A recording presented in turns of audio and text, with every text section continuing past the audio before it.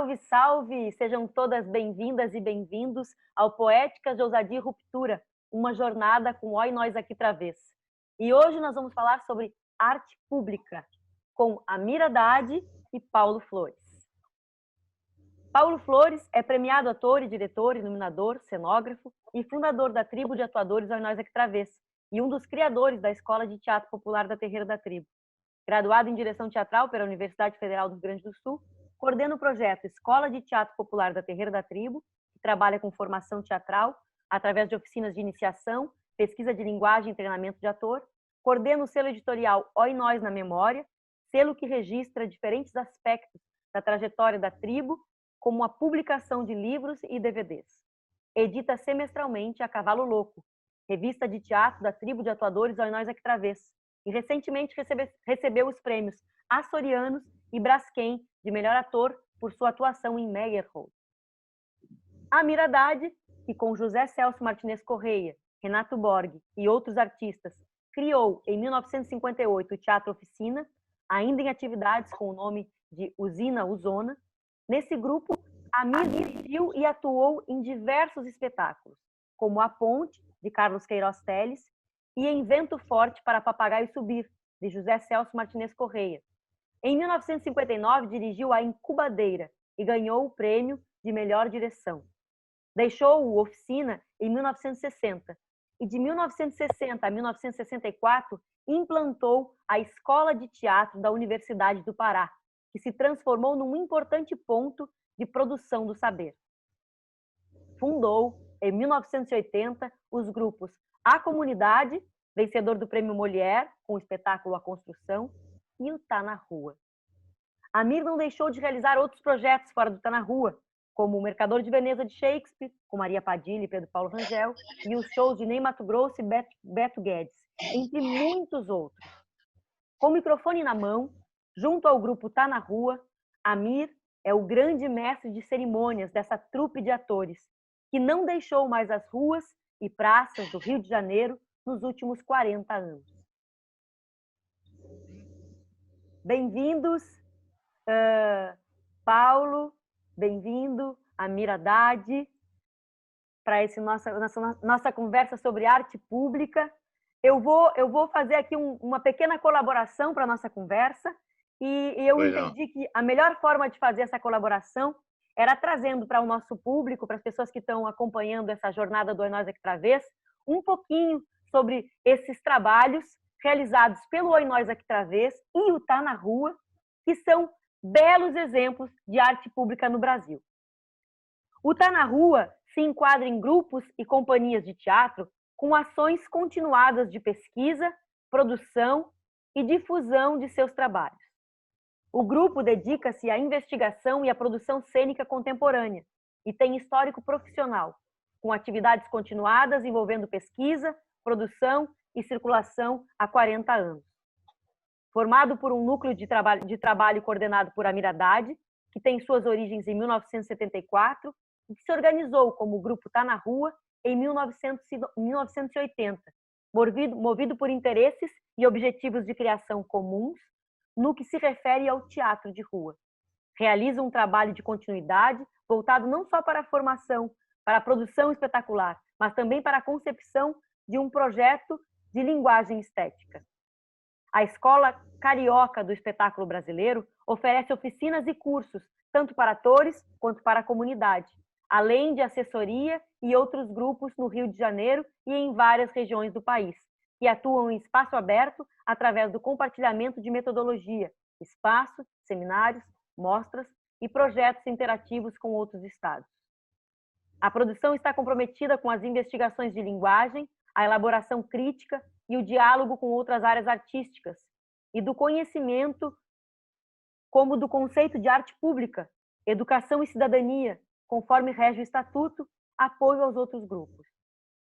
A influência do trabalho do grupo e de seu reconhecimento são fatos incontestáveis na vida cultural brasileira. Os espetáculos são momentos vivos e celebrativos, alimentados por fontes marcadamente brasileiras, como o futebol, o carnaval e a cultura religiosa. Por seu trabalho e sua qualidade, o grupo Tá na Rua recebeu o título de Patrimônio Imaterial do Estado do Rio de Janeiro.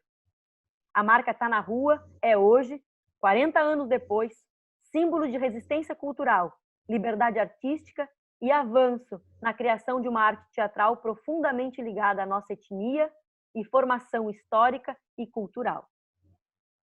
Bravo, Tá na Rua. Linda, que beleza. A tribo de atuadores Oi TV? Nós Aqui Tra Vez surgiu em 1978. Durante mais de 4 décadas, constitui uma trajetória que marcou definitivamente a paisagem cultural do Brasil. Com a iniciativa de subverter a estrutura das salas de espetáculo e o ímpeto de levar o teatro para a rua, abriu novas perspectivas na tradicional performance cênica do sul do país. A determinação em experimentar novas linguagens a fez seguir caminhos nunca trilhados por aqui, com base nos preceitos de Antônio Artaud e do teatro revolucionário, investiga com rigor todas as possibilidades da encenação. Na busca de uma identidade, desenvolveu uma estética própria, fundada na pesquisa dramatúrgica, musical, plástica, no estudo da história e da cultura, na experimentação dos recursos teatrais a partir do trabalho autoral do ator, estabelecendo um novo modo de atuação. Seu centro de produção, a Terreiro da Tribo, ocupa lugar de destaque entre os espaços culturais do Estado, sendo igualmente apontada como uma referência no âmbito nacional. Funciona como escola de formação de atores e, principalmente, como ponto de aglutinação de pessoas e profissionais dos mais diversos segmentos, fomentando a criação artística em diferentes áreas. A organização da tribo é baseada no trabalho coletivo, tanto na produção das atividades teatrais, como na manutenção do espaço. Para a tribo de atuadores Oi Nós Aqui Tra Vez, o teatro é instrumento de desvelamento e análise da realidade. A sua função é social, contribuir para o conhecimento dos homens e o aprimoramento de sua condição. Num mundo marcado pela exclusão, marginalização, pela homogeneização, pelo pensamento único, enfim, pela desumanização e pela barbárie, cada vez mais é vital e necessário denunciar a injustiça, as vendas de opinião, o autoritarismo, a mediocridade e a falta de memória. Em 2015, recebe o prêmio Ordem do Mérito Cultural, principal prêmio da cultura brasileira. Dito isto, eu quero chamar aqui para a nossa conversa o Amir Haddad para abrir os nossos trabalhos. Tudo bem? Oi, Tânia. Posso chegar, Tânia? Posso Pode entrar chegar, na sua sala? Por favor. Tânia, eu estava aqui ouvindo você fazer essa descrição absolutamente verdadeira, exata, das atividades desses dois grupos de teatro longevos, contemporâneos do Brasil, um no Rio de Janeiro e o outro em Porto Alegre, e eu fiquei muito impressionado com o volume e a importância do trabalho que nós viemos realizando nesses últimos 40 anos. E, se você pensar, isso são 80 anos de trabalho, 40 daí e 40 de cá. É muito tempo de trabalho contínuo, coerente, entende? E em nenhum momento interrompido. É uma coisa muito forte. E eu fico pensando, que bom que a gente está podendo fazer essa conversa agora, eu e o Paulo e você, para que muita gente tome conhecimento, que não sabe, os que sabem, relembrem, entende? A importância que isso tem, não para valorizar os grupos, mas para a vida pública brasileira, para a vida cultural brasileira. Nós vivemos momentos de muita instabilidade, instabilidade sanitária, instabilidade política, né? Pouca previsibilidade quanto ao futuro, um momento difícil, não só no Brasil, no mundo inteiro. Então, você perceber a resistência cultural, o foco de vida que é a produção cultural do país, me te dá muita força e muita esperança. Então, eu fico muito feliz, eu fiquei feliz ouvindo aí a biografia dos dois grupos, né? E a atividade que a gente vem exercendo, cada um na sua cidade, mas, obviamente, com influência muito grande em todo o país. e certamente estimulando a resistência de outros que queiram trabalhar, que queiram investir, que queiram, de alguma maneira, buscar o seu caminho dentro da manifestação cultural e ter de ir carentes de outros estímulos que não sejam exemplos de grupos como o nosso, que são 40 anos de trabalho bem-sucedidos. Não significa que 40 anos de trabalho fácil, 40 anos de trabalho bem-sucedidos, enfrentando um número infinito de dificuldades. Mas eu fiquei muito orgulhoso, e muito orgulhoso também de ser parceiro do Terreira da Tribo, de estarmos juntos, termos estado juntos ao longo dessas 4 décadas e podemos somar nossa existência. São 80 anos de vida e de resistência. E é muito bom que a gente tenha agora esse recurso, isso aqui é eletrônico, né? Esse recurso que a gente está usando aqui para divulgar, para que as pessoas saibam. Entende? É bom estarmos aqui juntos e espero que muita gente possa ter acesso à conversa que vamos ter aqui, que certamente será emocionante, estimulante, esclarecedora, produtora de esperança. Eu tô feliz, Tânia, estou emocionado. E ver vocês, e ver o Paulo, e tudo isso me deixa muito emocionado. Nós estamos num momento delicado da vida pública brasileira, por todas as questões, pela crise política e pela crise sanitária, que é muito forte. Estamos todos fechados, isolados nas nossas casas, sem contato direto, sem fisicalidade, que é a coisa básica do nosso trabalho. Então, a sensibilidade fica à flor da pele num momento como esse. Eu estou emocionado, te garanto, e feliz da vida, e agradecer muito por essa oportunidade de estar mais uma vez falando com você e de ter o querido Paulo aí na minha frente, viu? Muito bom dia, muito obrigado, querida. Paulo, ativa teu Alô? som. Bom, para Cada mim é minha... uma grata alegria estar frente a frente com a Miradade, que para o Aí Nós Aqui Travês sempre foi um mestre disso que a gente fala hoje, né? De arte pública, de teatro público. Tem esse teatro de rua que chega a todas as camadas da população, a todas as faixas etárias. Então, para o Aí Nós Aqui Travês, que nasce nesse período do final da ditadura, mais ou menos nesse espaço onde está na rua, está pensando o que fazer, né? E que vai, a partir de 80, se tornar esse grupo que, para o país todo, é um símbolo de uma questão assim essencial de ousadia, né? Que é levar o teatro para as praças, para os parques, para os bairros populares, para a periferia, né? No Rio de Janeiro, as favelas. Então, o Aí Nós Aqui Travês sempre se espelhou muito na ideia central do Tá na Rua, mesmo que no momento que a gente surgiu lá em 78, a gente não sabia nada o que estava acontecendo no Rio de Janeiro, né? Porque a nossa informação sempre era muito precária naquela época, né?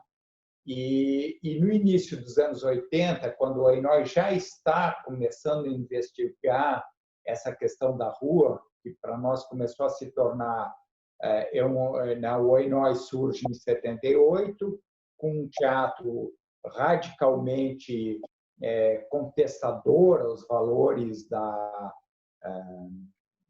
do que se vivia na época do teatro convencional. Então, essa forma de de romper a barreira entre ator e espectador, de procurar pesquisar um novo espaço para se dar a celebração teatral. Ao mesmo tempo, a gente começava a discutir como o teatro vai continuar atuando para a classe média, para o público estudantil, ou a gente vai ir atrás desse novo público, dessa grande maioria que está afastada das salas de espetáculos. Isso nos leva para as ruas, de uma maneira talvez um pouco diferente de estar na rua, primeiro ligada a manifestações políticas, criando cortejos, que a gente chama hoje de intervenções cênicas, e abordando questões que não estavam no dia a dia da nossa comunidade, de Porto Alegre, da cidade, então, que a gente queria discutir através da alegoria, através de imagens teatrais, discutir a realidade que a gente estava vivendo no país. E era uma experiência muito empírica, porque a gente não tinha, de nenhuma maneira, alguém que a gente pudesse pensar assim, o teatro de rua, a intervenção urbana deve ir por esse caminho. Então, foi tudo muito empírico para o Oi Nós Aqui Travessa. E nos primeiros anos, né, quando a gente começa essa trajetória, a gente começa a ouvir falar, né, a ver uma matéria numa revista, num jornal, sobre a experiência do estar na rua. E isso certamente nos impulsionou a cada vez mais ir a fundo e começar a criar as nossas primeiras encenações. Então, o Tá na Rua ocupa um lugar assim singular na trajetória do Oi Nós Aqui Travessa. E sempre que eu falo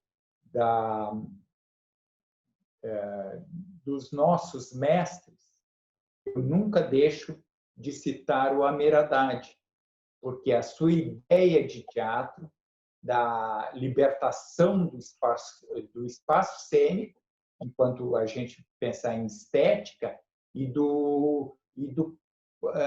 desse aprofundamento da questão pública, que é essencial para o teatro. Como a gente chega a todas as camadas sociais, todas as faixas etárias. Isso só se dá num país como o nosso, de extrema desigualdade, só através da arte na rua. E por isso o Oi Nós Aqui Travessa, desde o início, compartilha com o Tá na Rua a ideia da arte pública, do teatro de rua. Obrigado, Paulo. Eu queria chamar o Amir de novo aqui na nossa conversa. Queria fazer uma pergunta para vocês. Queria que vocês falassem um pouco. A gente já teve aqui uma ideia do que nós entendemos por arte pública. Vocês podem seguir ajudando as pessoas que estão assistindo a ficarem ainda mais lúcidas em relação ao que entendemos por arte pública. Mas eu queria que vocês falassem também, pensando no contexto, né, Brasil agora, quais são as maiores dificuldades para manter um trabalho com essas características, né, com as características de uma arte pública? Aí eu queria que o Amir falasse um pouquinho para a gente. Tá, eu poderia responder fazendo blague com você que as maiores dificuldades para manter um trabalho como esse de arte pública é manter um trabalho de arte pública. Essa é a maior dificuldade de todas. Como é que você se mantém e mantém um trabalho desse? Não há nenhuma previsão em nenhum projeto cultural, em nenhuma política cultural de nenhum lugar do mundo, nenhuma previsão de apoio a essas atividades que nós chamamos de arte pública. Em nenhum lugar você vai encontrar isso. Nem o conceito arte pública, Tânia, é tão desenvolvido como foi desenvolvido por nós nesses últimos anos no Brasil. Em todos os lugares do mundo, como era no Brasil, a arte pública se refere aos monumentos das praças públicas, às estátuas, às alegorias construídas por algum artista e colocado em praça pública. Então, de uma certa maneira, a escultura, o trabalho artístico de um artista desse tipo é que poderia ser público, porque, em vez de ser exposta no museu, era exposta numa cidade, e aumentando a capacidade de uma cidade ter obras de arte expostas, como se fosse um museu a céu aberto. Mas o conceito de arte pública, conforme a gente vem trabalhando em cima dele esse tempo todo, é uma conquista do nosso trabalho, do nosso movimento. A gente ficamos muito tempo até chegar a uma ideia do que é a arte pública. Obviamente, a gente está falando de uma arte que não se dá nos espaços privados nem para uma plateia seleta. É uma atividade que é comum a todos que estiverem próximo dela. Então, aí eu posso dizer que a arte pública, no nosso entendimento, é uma arte que não se compra e não se vende. Portanto, da sua origem, ela já estabelece uma negação absoluta de colocar a arte a serviço do mercado, ou o mercado a serviço da arte. Não se vende e não se compra, não está sujeita às regulamentações do mercado. Portanto, também não determina de que maneira nós podemos vender a nossa alma. Nós achamos que nós não podemos vender o que nós temos de melhor para dar. Não é possível. E a nossa criação, a nossa fertilidade, a nossa opinião sobre o mundo, a nossa sensibilidade, tudo que nós somos capazes, como seres humanos, de produzir quando fazemos essa coisa que se chama teatro, isso é o melhor de nós mesmos. Então, nós não podemos vender o que nós temos de melhor para dar. Entende? Então, é essencial que esse conceito de que arte que não se vende e não se compra. Portanto, arte que, pela sua própria existência, nega a existência do mercado, não ignora, entende? Mas afirma que existe um outro lugar, entende? Para a produção cultural de um país, que não é necessariamente de sobrevivência. Tânia, Paulo, vocês podem imaginar quantas vezes eu ouvi dizer que eu era louco. Quantas vezes me disseram que eu era louco. Você é louco. Você é louco. Você não gosta de dinheiro? Você não gosta de dinheiro? Você não precisa de dinheiro? Como é que você faz uma arte que não cobra nada? Como é que você faz isso dessa maneira? Você deve ter muito dinheiro. E eu, adorando dinheiro, precisando de dinheiro, querendo dinheiro, mas esse chamado por esse tipo de necessidade é o que poderia ter me escravizado para o resto da vida, entende? E eu, de uma maneira ou de outra, eu sempre resisti a isso. Eu posso fazer espetáculos de qualidade na cena fechada, no palco italiano, com artistas legais, a quem eu respeito e que me respeitam. Nunca fiz um espetáculo de teatro tradicional do qual eu pudesse me envergonhar. Nunca. Nunca fiz. Sempre mantive um padrão de qualidade no espaço fechado. Então, o fato de eu fazer na rua não significa o desprezo pelo que eu faço na sala fechada. É apenas outra modalidade. É a escolha da possível liberdade. Liberdade total para o espetáculo, sem nada que tolhesse a minha expansão e meu movimento, que é o espetáculo nos espaços abertos.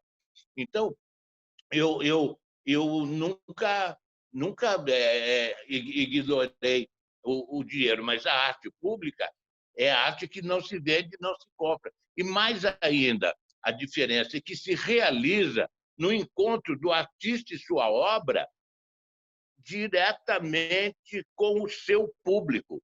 Então, somos nós na rua com a nossa obra, com o trabalho que nós temos que fazer diante do nosso público, uma experiência que a Terreira está cansada de saber e sabe perfeitamente o que eu estou fazendo. Então, a arte pública se realiza no encontro do artista e sua obra com o espectador.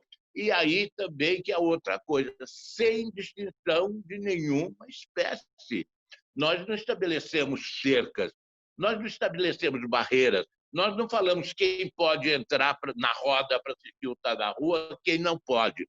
E tem, então, distinção de nenhuma espécie. E a outra coisa, que se acrescenta a essa definição, é em todo e qualquer lugar. Também aí. Você faz para toda e qualquer pessoa, em todo e qualquer lugar, sem distinção de nenhuma espécie. Então, e o espetáculo acontece naquele momento e naquele lugar que foi o lugar escolhido para o acontecimento daquela hora. Então, a arte pública ela é uma explosão de acontecimento dentro da vida de uma cidade. É a ideia de que uma cidade ela pode ser muito melhor para o seu cidadão se a sua vida cultural, se ela tiver uma vida cultural exposta publicamente e que a sua população não esteja alijada das manifestações culturais por causa do preço de um ingresso. E também que o preço do ingresso não determine o afeto e o sentimento daqueles que estão produzindo essa vida cultural. Então, tudo isso entra na ideia da gente do que é uma arte pública, entra na ideia de que a cidade ela tem uma produção cultural que não é visível, não é valorizada, não é manifestada, porque se acha que o que a cidade produz espontaneamente de vida cultural não é relevante. E só é relevante o que as elites culturais ou as classes dominantes entendem o que é manifestação cultural de respeitabilidade. Nós abandonamos essa ideia de alguma respeitabilidade na categoria das atividades artísticas culturais do mundo onde a gente vive. Você pode olhar que teatro de rua está lá no embaixo, é o último da fila. Falar, isso daí faz teatro de rua.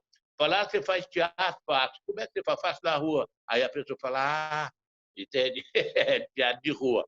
Então, ela é embaixo. Agora, não há nada melhor, não há maior salvação, não há crescimento maior do que você poder se expressar publicamente em plena praça pública, peito aberto, afeto escancarado, horizontalizando a sua expressão, em contato direto com a população, desde o garotinho sentado cheirando cola na beira da roda, até o cidadão mais sofisticado que você queira, todos cabem ali na formação da plateia de quem faz arte pública e faz teatro de rua.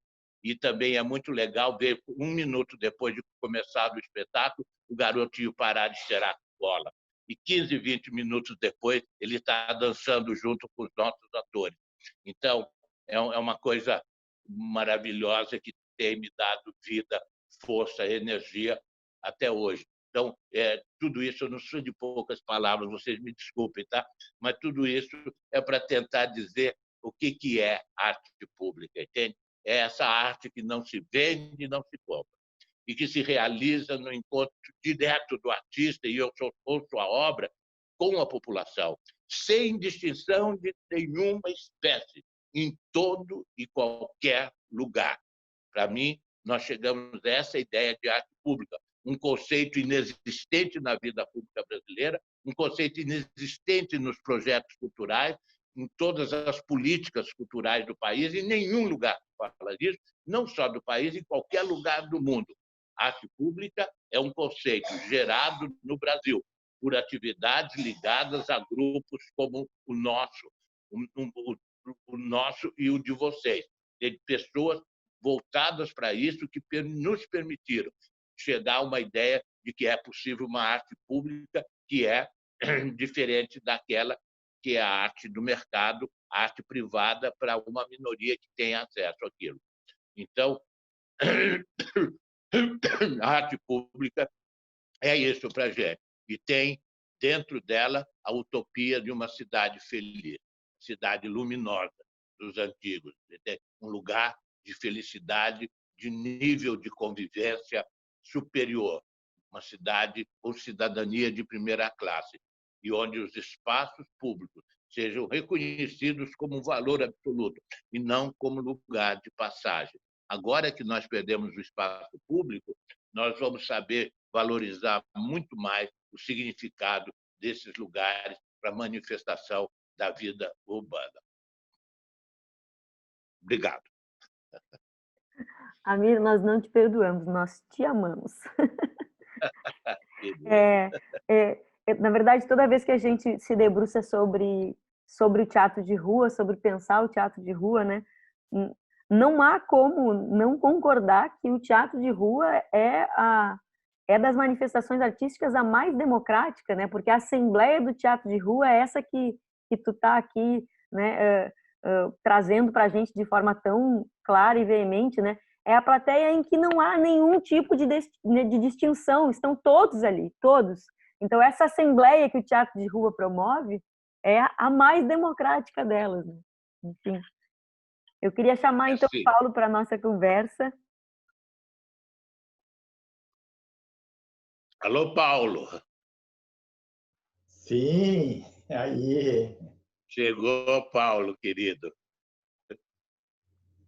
Se quisesse falar um pouco para a gente sobre as dificuldades que se enfrenta para manter vivo um trabalho de arte pública, mas também, se quiser falar outra coisa, por favor. É que falar em arte pública, quase vou repetir o Amir, né? É uma arte que convida, ela não se impõe, é uma arte inclusiva. Na realidade, coloca para o cidadão o seu direito à cidade. E aí para pegar a última ideia que o Amir nos trouxe, que é a cidade feliz. É isso que a gente quer, um mundo melhor, um mundo de igualdade, de liberdade, de fraternidade. Então, o teatro de rua traz embutido isso, né? E ampliando para a arte pública, que pode ser mais do que o teatro, trazer essa reflexão, né? É uma cena que gera reflexão. Ela traz a alegria, mas também traz a indignação a tudo que se contrapõe a essa ideia de felicidade, de utopia, de um mundo melhor. E essa reflexão traz novos entendimentos, que por vezes, e muitas vezes, e isso é o principal, vai gerar ações. Então, no momento que tu faz uma reflexão, que tu entende o mundo que tu vive, tu quer agir sobre ele. E isso é extremamente transformador. Isso é o teatro revolucionário que a gente quer.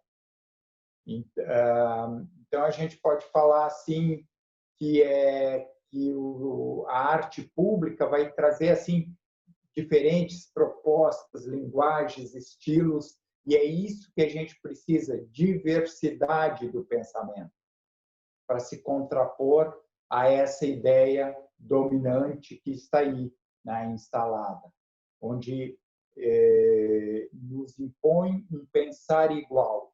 E a arte de rua nos possibilita a mobilidade, a transformação, até algo que eu não gosto muito do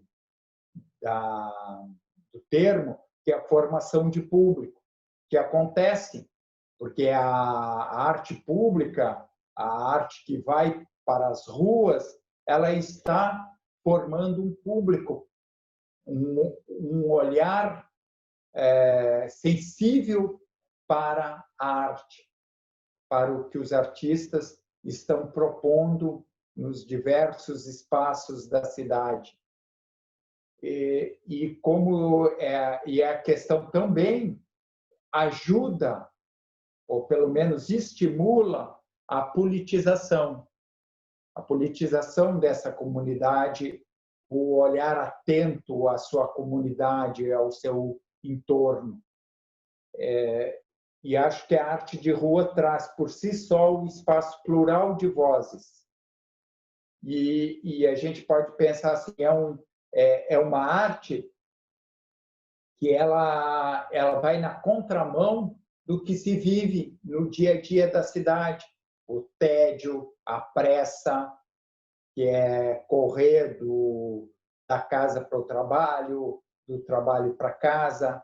Então, esse espaço, e aí eu me refiro à Cidade Feliz, um espaço que dá um tempo, tá? Existe uma interferência direta no espaço público, na rotina das pessoas. E esse momento do encontro com a arte na rua, ela cria um espaço de esperança, um espaço assim de motivação, de prazer por uma outra cidade, por uma outra possibilidade. Então, isso é, para mim, um pouco, né, do que é arte pública. Eu vou pedir para tu permanecer aí, Paulinho. É muito bonito isso tudo que vocês estão falando, é uma delícia. O Paulo falou, né, que o Amir é um mestre para ele e para nós também, uma grande inspiração. E eu aqui devo dizer que eu estou diante de dois mestres, porque para mim toda vez que eu posso afirmar, eu afirmo. O Paulo é esse mestre tímido, né? Esse mestre quieto que fica abrindo espaço para todo mundo. Ele abre 1000 portas para todo mundo que encontra ele no seu caminho teatral. E ele é um grande mestre, porque estar perto dele é estar aprendendo pelas atitudes, por tudo que ele é e faz o tempo todo. Então, eu estou diante de duas referências enormes. Então, eu só queria dizer para vocês que também é muito emocionante para mim estar aqui ouvindo vocês e diante de vocês, ainda aqui nessa nuvem, né? Nessa virtualidade. É muito bacana, porque pegando as duas falas, assim, a gente chega nesse lugar, né, que o teatro de rua é capaz de instaurar a utopia da cidade feliz, né? A utopia e essa interferência direta, né, na vida dessa pessoa ou dessas pessoas que encontram o teatro de rua muitas vezes no final de um dia atribulado ou no meio de uma grande confusão, e elas param e contemplam e param e encontram, param e se alimentam, né? Enfim, tenho pensado tanto sobre esse nosso fazer, nessa nossa atividade, todo o bem simbólico que ela produz e de que maneira esse bem simbólico é alimento para as pessoas, né? E para a ideia de nação, como a gente conversou outro dia, eu e o Amir Haddad, numa live deliciosa lá do Tá na Rua. Eu queria então pedir, Paulinho, que tu fizesse essa pergunta presente para o Amir Haddad.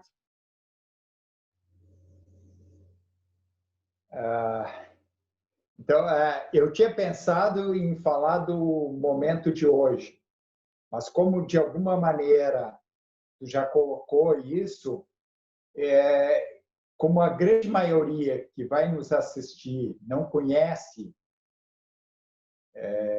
mais profundamente o trabalho do Tá na Rua, de como a origem do Tá na Rua, eu vou perguntar para o Amir, para ele nos contar um pouco lá de 40, 50 anos atrás, o que levou esse diretor, que na época conhecido no Rio de Janeiro, como alguém que investigava a atuação, o espaço cênico, que já tinha um espaço enquanto diretor teatral, e o que leva ele a pensar uma outra possibilidade, sair daquele espaço e, de alguma maneira, que a gente sabe que é um momento, o pior momento da vida pública brasileira, que é a ditadura Médici,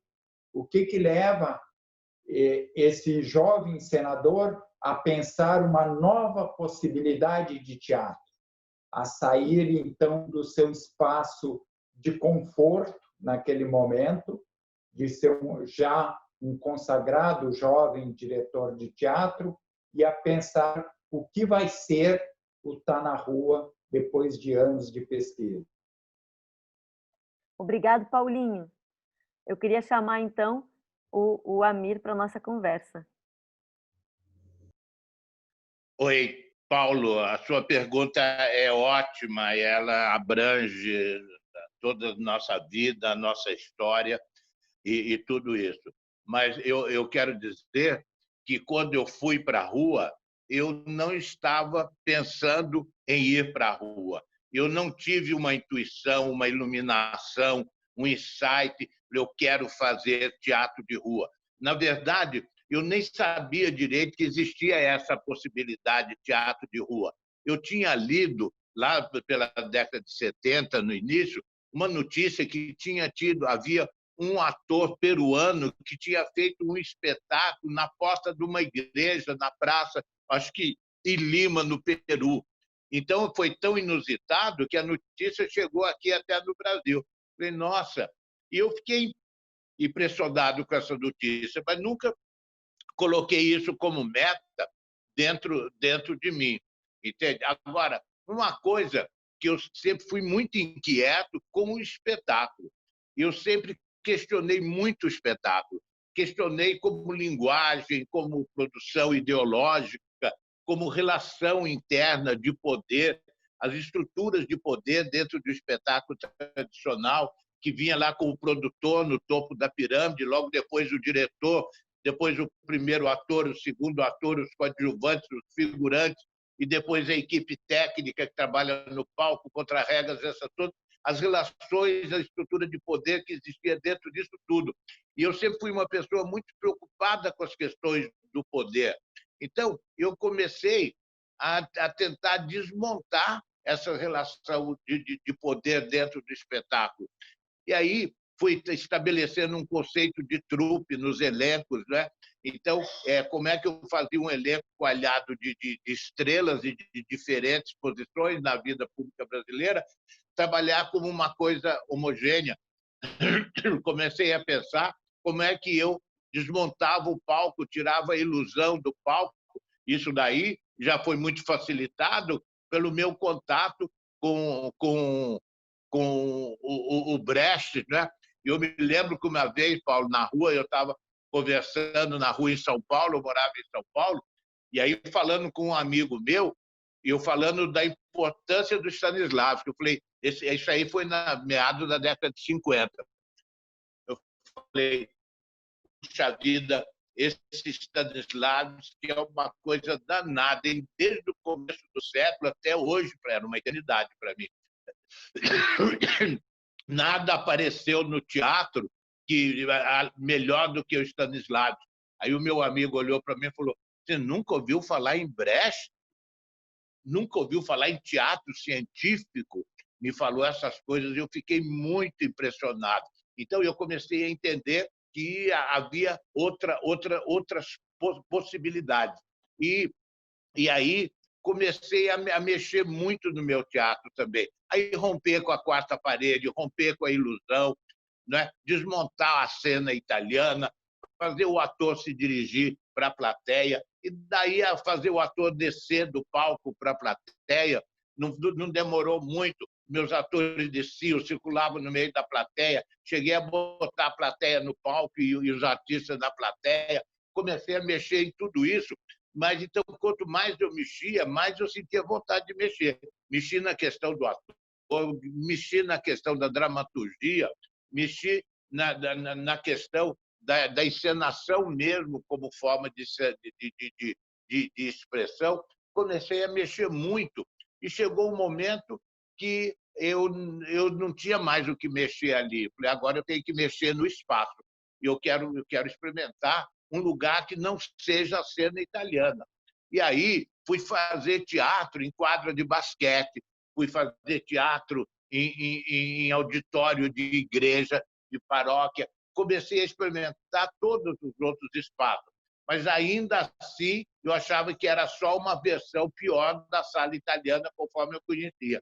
E aí comecei a querer experimentar outros espaços. Falei, eu quero estar no espaço onde a única parede que envolva o espetáculo seja o espectador e que o espectador não esteja envolvido por nenhuma parede. Entende? Comecei a pensar na possibilidade do espetáculo nos espaços abertos. E assim eu fui para a rua com um tambor, entende? Para o meio da rua, tocava o tambor, o público ficava em volta de mim e eu contava histórias, contava piadas e o público ali grudado em mim. Mas para mim aí era a origem do meu teatro. Posso contar uma piada? O primeiro texto que eu levei, qual é a dramaturgia desse tipo de teatro? Né? É uma questão, né? Vocês faziam esses cortejos políticos de vocês, e eu falei, que dramaturgia, como é que eu vou fazer? Então, a dramaturgia, inicialmente, para mim, era contar uma piada. A primeira história que eu representei na rua era eu fazendo o papel de uma freirinha. Eu tocava o tambor, aí vinha gente, aí eu punha um lenço na cabeça, vou até botar esse daqui, entende? Botava um lenço na cabeça e ficava assim, ó, igual uma freira. Então, fazendo assim. E aí a freira estava costurando. Aí ela ia costurando e ela furava o dedo com agulha. Ela falava, ai, que merda, furei meu dedo. Puta que pariu, falei merda. Porra, falei, puta que pariu. Ah, caralho, foda-se. Eu não queria ser freira mesmo. E pronto, tirava. E era essa a minha dramaturgia. E era isso que eu queria. Eu não queria ser freira mesmo. Você já tinha aí o conteúdo, vamos dizer, ideológico das minhas reflexões. A minha discussão em praça pública nunca foi política no sentido estreito da palavra, no sentido stricto sensu, mas sempre foi muito ideológico. Eu sempre me preocupei muito com as questões ideológicas, as relações homem-mulher, raciais, homem branco, homem negro, as relações de opressão que se estabelecem em todos os níveis. Meu espetáculo sempre se preocupou muito com a liberdade individual de cada um e a igualdade de direitos de se expressar. Então, eu fui assim. Mas eu me lembro que, quando eu vi, eu estava na rua, e não porque eu tinha escolhido a rua como lugar de representação, mas, ao ir para a rua, eu descobri que eu estava querendo, tinha mais coisas do que a parede que eu queria derrubar. Eu me lembro direitinho, Paulo, eu fazendo um espetáculo, daí eu, no meio da roda, eu abri o braço e fiz um gesto qualquer e tive a sensação que eu já tinha feito aquele gesto muitas vezes. Falei, meu Deus do céu, eu já fiz isso, eu já fiz, sabe aquela coisa que você já sabe? Eu já fiz isso muitas vezes. Mas como é que eu posso estar tão certo que eu já fiz isso muitas vezes se eu estou fazendo isso aqui pela primeira vez na minha vida? Como é isso? Eu olhei para o meu lado, Tânia, Paulo, tinha um morador de rua, uma pessoa dessa da rua, entende? Humilde, sorrindo para mim, sem os 2 dentes da frente, olhando extasiado porque eu estava fazendo. E quando eu vi ele e ele me viu, eu também sabia que ele já tinha me visto. Ele está me conhecendo, eu não era novidade para ele, ele não era novidade para mim. Uma coisa muito forte, muito poderosa, que eu gostei para entender, mas é tão poderoso que, quando finalmente eu entendi, eu falei, não é que eu já tenha feito isso, mas o ser humano já fez muito isso.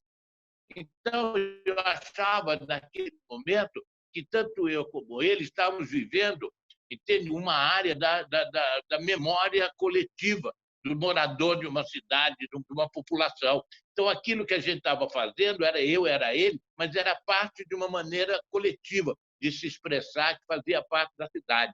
Ali, aquilo foi muito forte para mim, muito forte mesmo. E aí, daí em diante, foi indo. Mas a grande novidade, acho que falou aí há pouco, é que, indo para a rua, eu comecei a ver a diversidade da plateia que estava na minha frente. Eu sempre trabalhei para as plateias de classe média que a gente tinha, não é? Então, era uma plateia homogênea, pessoas vestidas igualmente, perfumadas igualmente, penteadas igualmente, o sapato lustrado igualmente, o salto alto igual das mulheres. Eu achava até que, se eu desnudasse todos, a roupa de baixo de todo mundo era muito igual, muito parecido, de tão homogênea que era a plateia para a qual eu representava. E quando eu queria diversificar isso, nós fizemos muito isso, vocês também, tenho certeza, a gente trazia um ônibus cheio de operário para assistir o espetáculo da gente, que entrava numa sala que não era dele, eles ficavam tímidos, eu já cheguei a botar operários entrarem, eles ficaram todos parados no corredor, ninguém tinha coragem de sentar nas poltronas, entende? Porque nunca tinham estado naquele lugar, não era a igreja na qual eles rezavam. Aí manda sentar todo mundo, mas também uma plateia homogênea. Estava ali um grupo de operários, e eu ficava emocionado de representar para um grupo de operários e eles tendo contato com esse teatro da outra classe social pela primeira vez. Mas quando eu fui para a rua, isso se desmanchou. Quando eu olhei na minha volta, eu tinha uma plateia absolutamente heterogênea. Em volta de mim estava todo tipo de pessoa, de cidadão que estava passando na rua. Em nenhum momento a gente selecionou as pessoas, todo mundo que estava ali, que queria ficar em volta, ficava. E aí eu comecei a ter uma sensação poderosa, Paulo, de estar representando uma plateia diversificada. E isso também foi uma lição para mim, porque na hora que eu estava fazendo aquilo, eu comecei a entender o Shakespeare, eu comecei a entender o Molière, eu comecei a entender o Sófocles, rapaz. Eu comecei a entender mais profundamente, talvez, o que o Brecht estava pretendendo com o teatro dele. Mas Molière, Sófocles e Shakespeare, o entendimento foi de sopetão, muito forte. Eu falei, agora eu sei que teatro é esse do Shakespeare, do Molière e do Sófocles. Eu sei para quem eles escreviam. Eles escreviam para uma plateia, entende? Heterogênea. No teatro grego, a cidade grega inteira cabia no anfiteatro grego, entende? O teatro elisabetano também tinha espaço para toda a sociedade inglesa, assim como o Molière, que trabalhava das cortes, trabalhava nas quadras de tênis, onde eles faziam o teatro dele. O Molière passou 15 anos nas estradas, trabalhando com todo tipo de espectador, encontrou os atores da comédia dell'arte, dos espaços abertos, livres. Então, quando eu vivi aquilo tudo, o Molière explodiu na minha cabeça, o Shakespeare explodiu na minha cabeça, o Sófocles explodiu na minha cabeça. E eu tive essa sensação de que o que é o clássico, eu falava, mas eu não sabia. Não há nada mais popular do que um autor que se tornou clássico. E só se torna clássico porque ele é popular.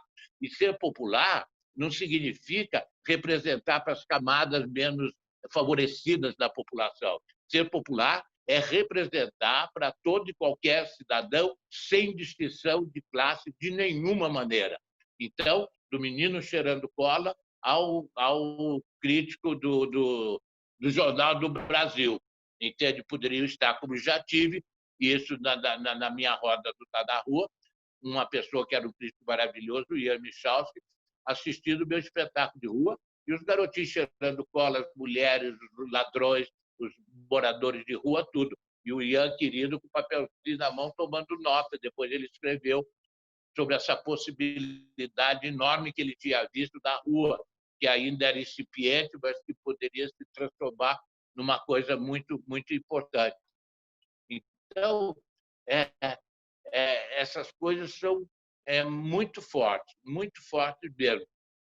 Assim que fomos, que saímos para a rua, e tudo isso que eu aprendi. Então, eu não fui exatamente fazer teatro para o povo. Eu descobri na rua, entende, o que era representar para uma plateia onde a estratificação social não estava existindo. Não tinha lugar especial, não tinha camarote, não tinha poltrona, não tinha ninguém para organizar. O espetáculo é que organizava o mundo à sua volta. Quando a gente fazia um espetáculo bom, a plateia em volta ficava lindamente organizada. Entende? Os pequenos na frente, as mulheres, os homens, direitinho. Quando o nosso espetáculo não era bom, a roda ficava torta, ficava havendo distorções. Mas quando o espetáculo estava bom, o espetáculo organizava o mundo. E aí era isso que a Tânia falou, era a utopia representada, porque estavam ali todos os grupos sociais representados, todos juntos no mesmo espaço, atuando igualmente. E o nível de identidade, de horizontalidade era muito grande, de forma a produzir uma elevação de todos que estavam ali, uma elevação intelectual, espiritual, o nome que você queira dar isso, mas era, obviamente, um momento de encantamento e de elevação, em que todos nós avançávamos, entende? E vivíamos esse momento que o espetáculo nos proporcionava. E isso também eu me deu uma lição enorme de que não existe salvação individual. Ou nos salvamos todos ou estamos todos perdidos, porque no momento que o espetáculo proporciona essa coisa, a ideia de salvação para todos fica muito forte. Essa elevação, essa verticalidade que nasce da horizontalidade das relações que se estabeleceram ali no meio da rua. Esses são momentos de grande informação, de grande aprendizado que o teatro de rua me deu. E eu, inquieto, querendo saber, recebia isso muito bem. Então, é assim que eu fui. Eu não fui levar teatro para o povo, não fui levar teatro para o povo, levar cultura para o povo. Eu odiava essa expressão, levar cultura para o povo. Não levava, a cultura era igual para mim aquela bolinha que dá para cachorro, aquela carne bonita por dentro, com veneno, bonita por fora, com veneno por dentro, que essa cultura vinha com o veneno da ideologia das elites. A linguagem era das elites, a linguagem não era libertação, a linguagem era dominação. Então, eu não queria levar, não fui levar a cultura para o povo, entende? Eu fui me conhecer, me experimentar. E foi muita coisa o que a gente foi aprendendo. E chegamos na questão da linguagem. Eu não posso usar na rua a mesma linguagem que eu uso na sala fechada para um grupo homogêneo. E aí o Está na Rua foi desenvolvendo a sua linguagem, e a gente foi desenvolvendo o que a gente chama o efeito Está na Rua, que é produzido pela liberdade absoluta que os nossos atores têm, sendo capazes de jogar o espetáculo como se fosse uma partida de futebol, entende? E estarem livres como num dia de carnaval, sem ninguém para reinar sobre eles, a não ser o rei Momo, a autoridade instituída afastada, entende? E estabelecendo uma ritualidade que poderia nos levar ao entendimento do que é a cultura religiosa do povo. Aí, no nosso caso, a nossa roda a gente chamava até de gira, que é o nome que a Umbanda dá para a sua cerimônia.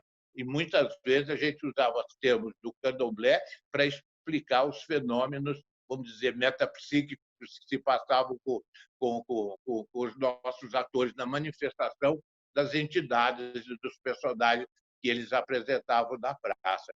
Então, dessa maneira, carnaval, futebol e cultura religiosa se transformaram, entende, em uma coisa única só, que a gente achava representativa da vida carioca, da etnia brasileira. Isso porque eu fui fazer da rua experimentar um lugar que não tivesse paredes, entende? E daí encontrei o público, encontrei a diversidade do público da rua que eu não tinha na sala fechada. E representar para essa gente me deu a noção do poder dos grandes clássicos e a força popular que tem um autor clássico como Sófocles, Shakespeare, Molière, entende? Que são até hoje meus queridos amigos, com quem eu vivo, com quem eu convivo, que me alimentam, me dão força, entende? Estou sempre com eles. Atualmente eu estou fazendo aí pela internet um estúdio A, é uma espécie de aulas por esses meios, e eu trabalho com Shakespeare, Brecht e Molière, e tenho ao lado para consulta o Sófocles e o grande Garcia Lorca. E não chegou a se transformar num clássico na dimensão desses que nós estamos falando, mas tem uma força enorme, maravilhosa, e só não chegou adiante, porque morreu muito cedo, com 30 e poucos anos, assassinado pela polícia do general Francisco Franco, que é também uma das coisas que mais impede o crescimento da democratização questão da livre expressão, o pensamento autoritário, dominador, segregador, que é uma coisa que nos ronda o tempo todo. Constantemente estamos ameaçados, entende, da volta, do retorno dessa coisa para o meio da gente. E essa é uma coisa que o meu trabalho não convive com isso. Nós somos uma contradição do governo Médici, como você falou aí. Nós nascemos no meio da década de 70 e o que a gente queria fazer era um teatro que não tivesse no seu horizonte uma autoridade suprema que pudesse inibi-lo. E isso foi nos levando a desenvolver um grupo como está na rua, trabalhando na rua e pensando na questão da linguagem, não mais da mensagem, e entendendo que eu poderia ter uma mensagem muito libertária, usando a mesma linguagem que o general Médici sabia reconhecer quando ia assistir o espetáculo numa sala fechada. E eu achava que aí que estava o perigo, porque, embora a linguagem fosse, a mensagem fosse libertária, a linguagem era dominadora, conteúdos ideológicos muito fortes que não permitiam uma verdadeira liberação do espectador. Então, é tudo isso que eu estou podendo falar, meus amigos, aqui em 10 minutos, não sei nem se foi mais, hein, Tânia, me desculpe, mas eu levei a vida inteira para aprender. Eu acho que foi o Peter Brook que falou isso. O que eu sei, eu posso dizer em 10 minutos, mas eu levei a vida inteira para aprender. Eu tenho 83 anos e ainda não parei de aprender, ainda fico assustado com a quantidade de revelações que eu tenho pela frente e que eu quero correr atrás dela. E fico assustado quando eu vejo o mundo relativamente imobilizado e não me permitindo avançar nas minhas questões, em tudo que eu ainda quero saber, no espaço aberto, nas ruas, nos atores, nas relações que se estabelecem das praças, entende? Na grande festa, na utopia da cidade iluminada, da cidade luminosa. Então, são 83 anos, muita coisa para saber, muita coisa para aprender. Eu quero ter forças, eu quero ultrapassar a pandemia, eu quero voltar para o espaço público depois que o espaço público tiver passado por esse período de interdição, porque aí nós, que já tínhamos o espaço público como opção, vamos entender profundamente qual é a nossa opção, o nosso amor pelo espaço público. E as pessoas que sempre desprezaram o espaço público, achando que era só um lugar de passagem, também vão começar a entender que, por mais que exija o conforto do espaço privado, uma cidade ela se compõe de espaços públicos e privados, e que o cidadão tem que viver esses dois lados da sua existência, o seu lado público e o seu lado privado. E isso é que pode produzir uma cidade feliz, talvez, uma cidadania de primeira classe. Meu sonho é construir uma cidade para quem vive nela, não uma cidade para quem vive dela. Essa é uma máxima do Tá na Rua. E que os deuses do teatro nos ajudem, entende, a cumprir essa missão, esse objetivo, a eu poder esvaziar meu peito fazendo isso, eu poder estar em plena praça, com o peito aberto, o afeto escancarado, e pedindo para as pessoas: devore-me, pode me devorar, me engula, faça o que quiser, prazerosamente, porque não existe felicidade maior voltar para dentro da minha casa, lá do Tá da Rua, depois de fazer um bom espetáculo de rua, né? E é muito gratificante. Quem experimenta essa sensação nunca mais esquece. Eu adoro trabalhar na rua, adoro. Eu sou ator, eu gosto de trabalhar de teatro de qualquer jeito, mas trabalhar nas ruas com o microfone comandando a trupe, como a Tânia falou ainda há pouco, é uma coisa muito maravilhosa. E agora eu estou querendo arranjar dinheiro para comprar um desses carrinhos elétricos. Você pode andar neles, porque eu já estou com muita dificuldade de locomoção nas minhas pernas, então eu fico muito tempo sentado. Então eu quero um carrinho desse, e vocês vão me ver daqui a pouco, eu num carrinho, dirigindo o carrinho, andando por meio dos atores, microfone na mão e conduzindo essa grande festa da humanidade, que é o teatro. Entende? Essa possibilidade enorme, enorme. Os japoneses usam para teatro um ideograma que significa possibilidade. Possibilidade. Quero viver todas as minhas possibilidades. Não quero me arrepender de não ter vivido nenhuma, Tânia e Paulo. É isso que eu tenho feito na minha vida, até agora tem dado certo. Agora só falta vencer essa impossibilidade, que é essa pandemia, essa crise, essa crise política e sanitária que nós estamos vivendo hoje no Brasil e também no mundo, né? Como é que nós vamos atravessar isso?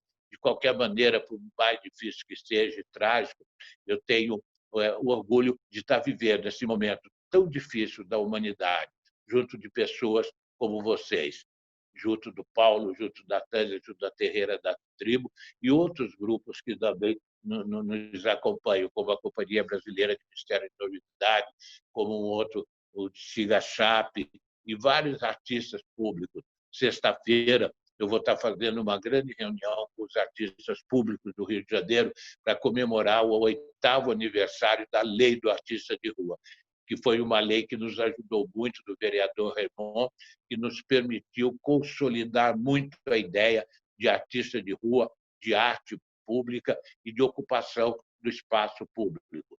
Entende? Apesar da lei, isso refluiu muito com as modificações políticas dos últimos 2, 3 anos.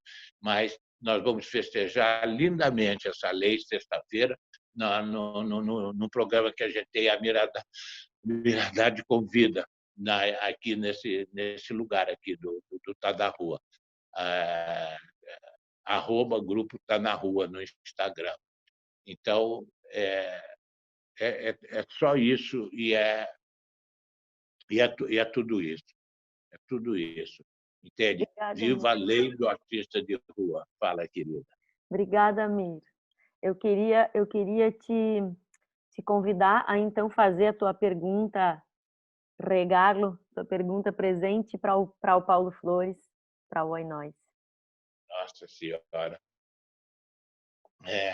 Que é difícil, mas eu queria falar, para encaminhar a pergunta, que Porto Alegre foi muito importante na minha vida.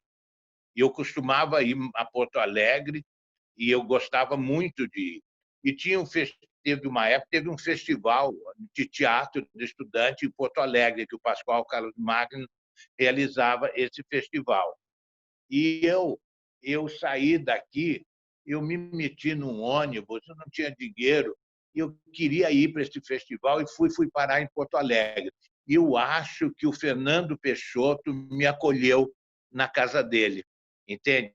Fiquei hospedado, eu acho que ele era casado com a Ita Lanandi na época, fiquei hospedado na casa do Fernando Peixoto durante esse festival, para participar do Festival Nacional de Teatro de Estudantes. Aí, nessa cidade, eu encontrei uma moça maravilhosa, Maria Silvia Nunes, que era diretora do Norte Teatro Escola de Belém do Pará, olha, do outro lado, do Oiapoque. Eu estava no Chuí e ela era lá do Oiapoque, entende? E ela estava procurando alguém que pudesse ir para Belém do Pará dar o curso de teatro lá para a universidade. Era só um ano.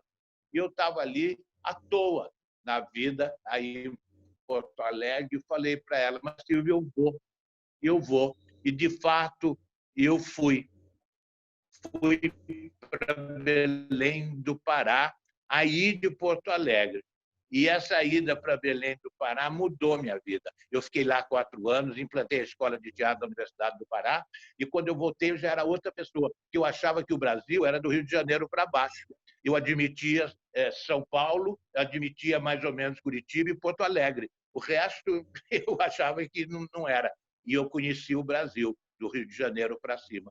Isso foi muito importante. Então, Paulo, isso modificou muita coisa. Essa questão da etnia do povo brasileiro, como é que isso você trabalha isso no seu trabalho, na formação do seu grupo, entende? É essencial que o seu grupo tenha essa diversidade. Se falou muito de diversidade, e a diversidade é uma coisa muito importante. Então, na formação do teu grupo, como é que essa diversidade étnica se processa? Eu tenho muito medo da homogeneidade. A diversidade é saúde. A homogeneidade produz isso que a gente está vendo. O mesmo vírus é capaz de matar todo mundo. Se não tivesse havido essa globalização tão radical, talvez esse vírus também não pudesse ter avançado tanto como avançou. E eu penso isso também no meu trabalho, nessa diversidade. Entende? Quando eu olho para o meu grupo, vejo que todo mundo é igual, eu fico nervoso. Eu já fico querendo meter uma coisa diferente ali no meio. Como que é essa questão de formação do seu elenco, das pessoas que trabalham com você e aí da sua escola? É claro que a escola ajuda demais nisso. Como é que você regimenta o seu povo para trabalhar, Paulo? Muito obrigada, Amir. Imagina.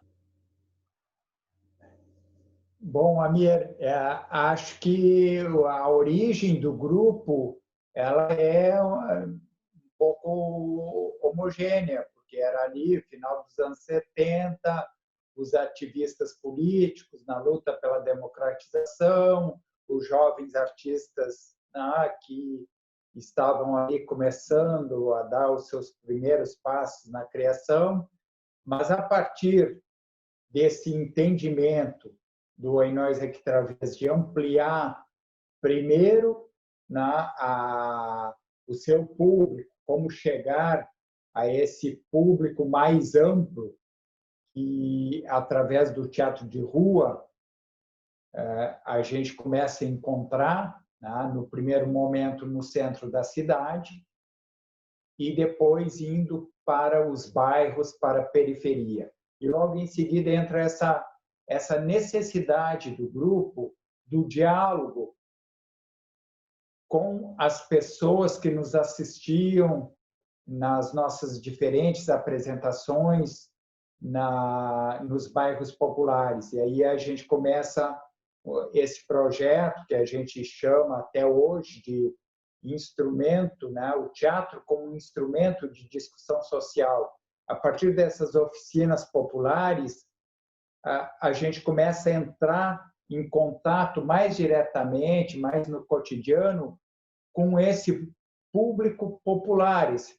E aí a gente vai encontrar essa diversidade de pessoas, pessoas com informações, com culturas diferenciadas, etnias diferenciadas, das mais diferentes camadas sociais.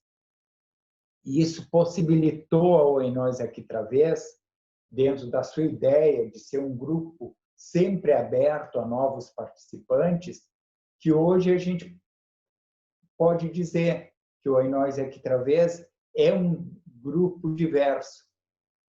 Tem atuadores dos mais diferentes bairros da cidade, das diferentes idades, faixas etárias, das formações mais diversas, que vai desde pessoas com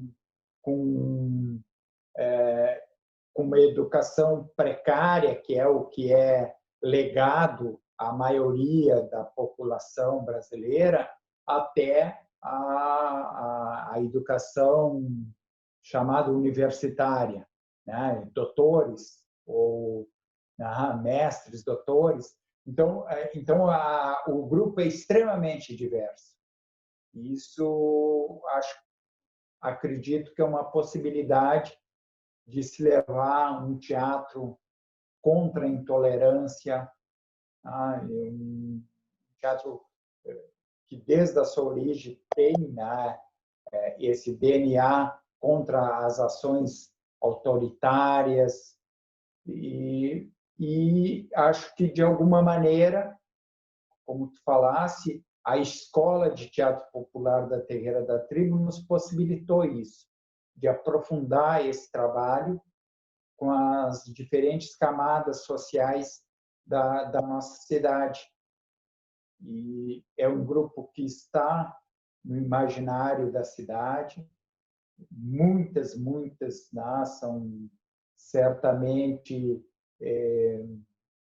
milhares e milhares de pessoas na nossa cidade entraram em algum momento em contato com o nosso teatro de rua e centenas entraram em contato com as nossas oficinas de teatro, que é onde a gente consegue aprofundar, então, a ideia de teatro. E o grupo sempre está aberto, que essas pessoas que fazem parte das oficinas, se quiserem, se tiverem vontade de vivenciar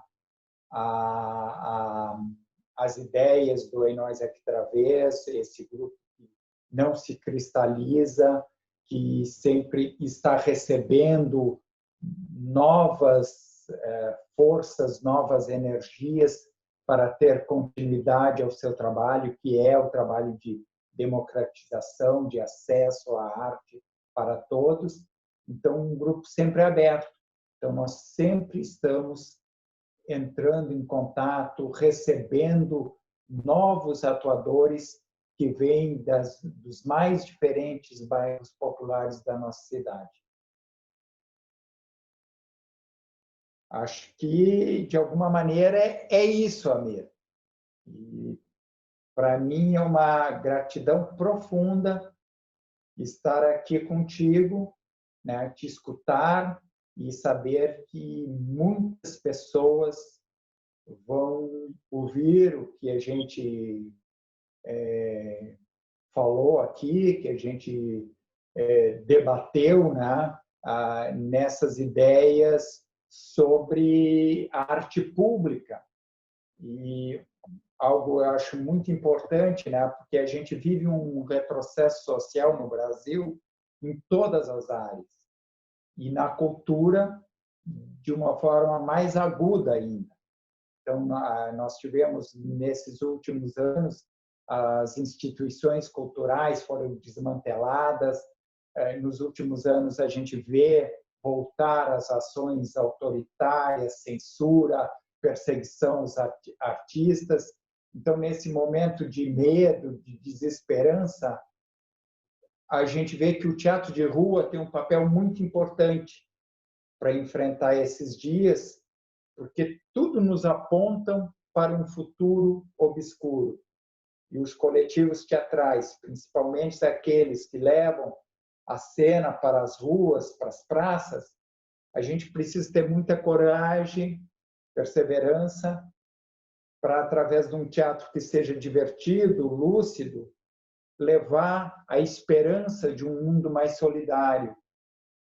Então, a gente vai precisar enfrentar nos próximos meses, no próximo ano, enfrentar as ruínas de um país, e vai ser muito importante acreditar na importância da arte como um processo libertador. Muito obrigada, Paulo. Muito obrigada. Amir, eu queria ver se vocês dois, a gente está chegando ao fim do nosso encontro.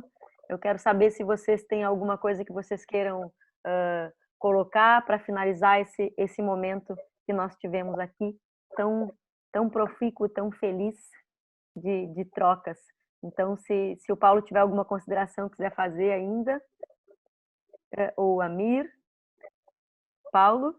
Eu quero mandar um beijo, um abraço para ele, mesmo dessa forma virtual, e um grande abraço a todos os integrantes do Tá na Rua, e a importância e a admiração que eu tenho e que o Em Nós Aqui Travês tem pelo grupo de vocês.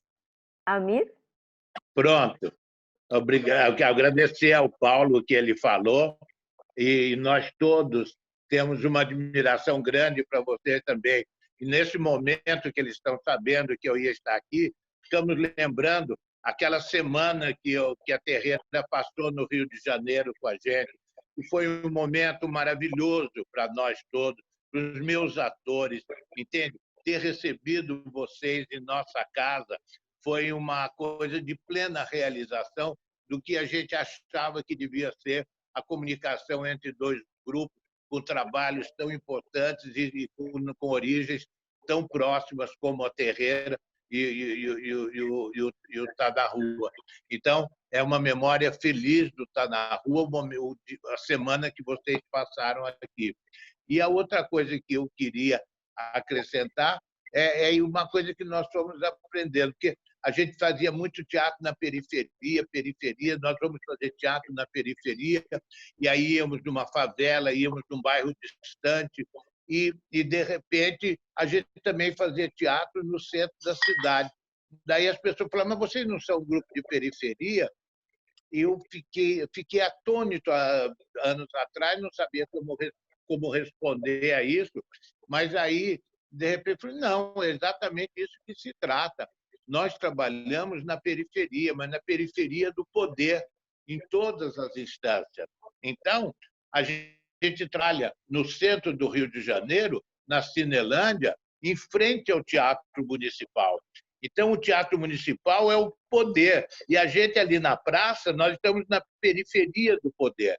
Isso nos ajudou muito como colocação, né, nos nossos afetos e corações, como a liberdade que a gente tem por estarmos atuando na periferia do poder.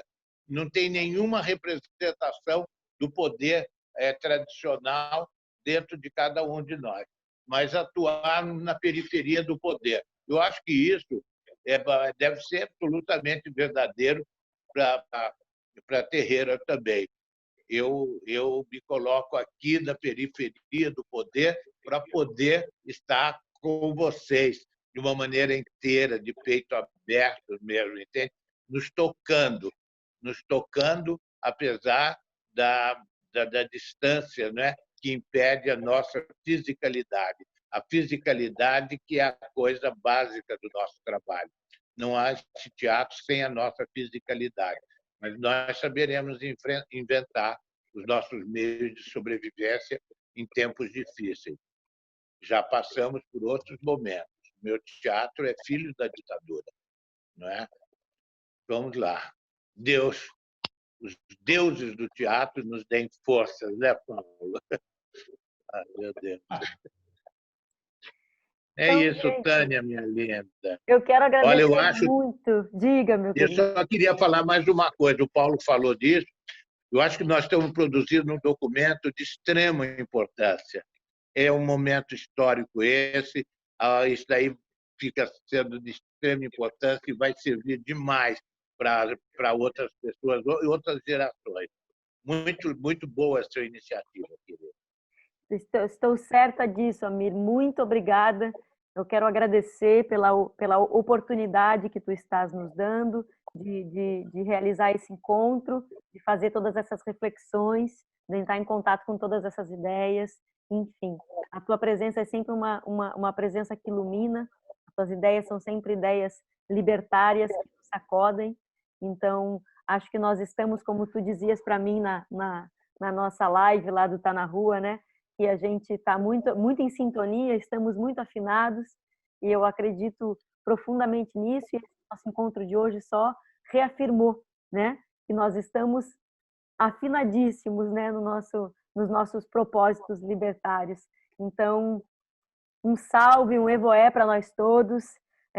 Muito obrigado ao Paulo por ter nos proporcionado também esse encontro, essa vivência, e também por ter mantido viva a chama do Oi Nós Aqui Outra Vez ao longo de 42 anos. Então, salve Paulo Flores, salve Oi Nós, salve Amir Haddad, salve Tá na Rua. E eu queria então aproveitar, já que tu falou dos atores, eu queria dizer e mandar um salve para as atrizes do Tá na Rua, que são todas mulheres incríveis. Eu quero aproveitar que eu, Tânia, mulher, atriz, atuadora do Oi Nós, mandar um salve especial para as mulheres do Tá na Rua, tá bom? Então é isso. Que bom. Muito obrigada. Eu quero avisar aí as pessoas que estão acompanhando com a gente a jornada Oi Nós Aqui Outra Vez, que elas também ajudem a divulgar e colaborem com a Terreira da Tribo, que nesse momento está com uma situação bastante delicada, correndo o risco de fechar as suas portas a qualquer momento. A Terreira da Tribo é um centro de experimentação e pesquisa cênica e também uma escola de teatro popular. O seu trabalho é público e é por conta disso que a gente está vindo aqui pedir para você, né, convocar você para colaborar com a Terreira, não permitir que ela feche as portas. Você pode entrar lá no benfeitoria.com/Terreira da Tribo, o link deve estar por aqui, abaixo ou acima, e se a pessoa não quer fazer assinatura, porque é uma assinatura de financiamento recorrente, é para apoiar mensalmente a Terreira da Tribo, e eu gosto de dizer, é apoiar com qualquer valor, não tem valor que não seja bom para nós, nesse momento nós precisamos de toda a ajuda possível, se é mais, que ótimo, se é menos, e está tudo bem e ótimo também. A gente precisa que você diga, sou atuador e eu apoio a Terreira da Tribo. Então, além de apoiar, ajude a divulgar essa campanha. Não gosta de usar cartão de crédito, pode fazer um depósito bancário na conta da Terreira, os dados também vão estar por aqui. Então, você está convocado a entrar com a gente de cabeça nessa campanha para a gente sair dessa fase tão terrível que nós estamos passando no Brasil por conta desse governo fascista e também por conta da pandemia. A gente há de sair disso tudo mais fortes e vivos e a gente ainda vai estar junto dançando nas terreiras da tribo desse país. Muito obrigada, então. Até a próxima. Obrigada.